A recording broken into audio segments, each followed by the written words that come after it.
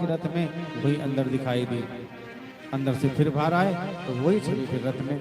आज अक्रूर जी भी संशय में पड़ गए, कहने लगे न तो उसमें हम तो अखिल हेतु नारायणम पूरुषमाद्यमव्यम यन्नाभिजातादर जातादरविंद कोसा ब्रह्मा विरासी यत एष लोकः। कहा आप समस्त जगत के कारणों के भी कारण साक्षात आदि पुरुष हैं। आपके चरणों में मेरा प्रणाम है। आपके नाभिक मल से ही ब्रह्मा जी प्रकट हुए, जिन्होंने समस्त जगत की रचना की।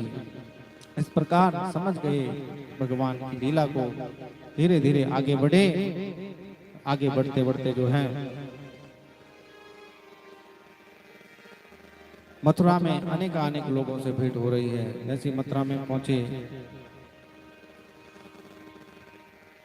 कुछ दूरी पर जाकर के लोगों की भीड़ इकट्ठा हो गई भगवान को देखने के लिए। अनेक प्रकार से अनेक भावों से भगवान को देख रहे हैं।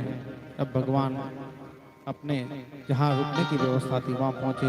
शाम को अपने बाबा से कहा कि बाबा हम शाम को घूमने के लिए जाना चाहते हैं। नंद बाबा ने मना किया क्योंकि पता था। कहा अरे कन्हैया, ये कोई वृंदावन थोड़ी है कि कहीं भी चले जाओ। अरे मथुरा है, किसी के साथ लड़ेगा झगड़ेगा, नहीं जाना है।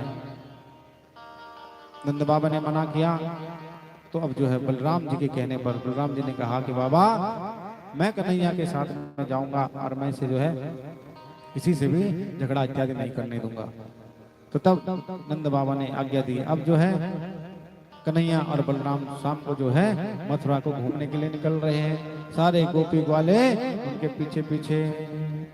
अब कोई कह रहा है देखो भैया, पूतना को मारने वालों आ गए हो, अगासुर को मारने वालों आ गए हो, बकासुर को मारने वालों आ गए हो। सब भगवान को निहार रहे हैं अनेक भावों से। जाकी रही भावना जैसी प्रभु मूरत देखई दिन सहसी। भगवान की उस दिव्य छटा का दर्शन कर रहे हैं। चलते चलते जो है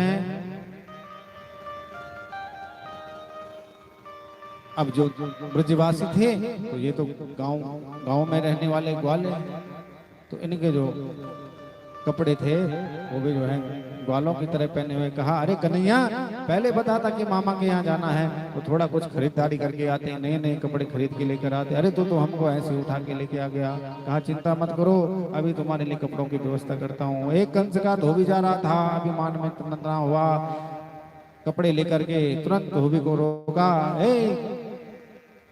किधर जाते हो? उसने देखा, अच्छा तू ही है वो ग्वाला जो हमारे महाराज का भांजा है। हमारे महाराज ने तुम्हें ही मारने के लिए बुलाया है।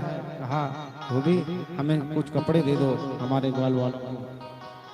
कहा अरे तुम्हें पता नहीं है मैं कंस का धोबी हूँ।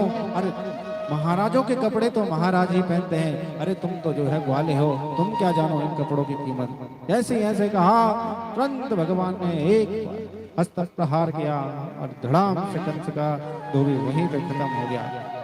उसका गोविंदाय नमो नमः। तुरंत जो है सारे कपड़ों को उठाया। अब ब्रजवासी राजा महाराजाओं के कपड़े देख के प्रसन्न हो गए।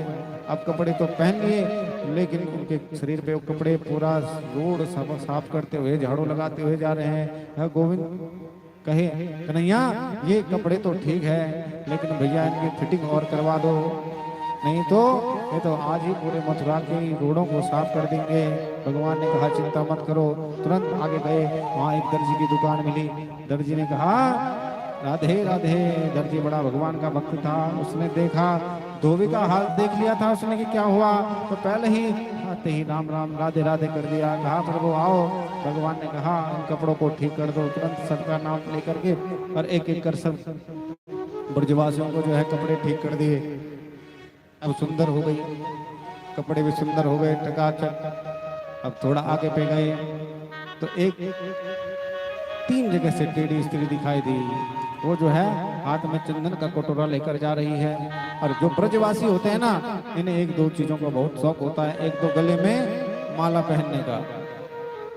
ब्रजवासी कोई भी होंगे उनके गले में आपको क्या दिखेगी? कंठी, तुलसी की माला अवश्य दिखेगी, चाहे वो किसी भी व्यवसाय में हो।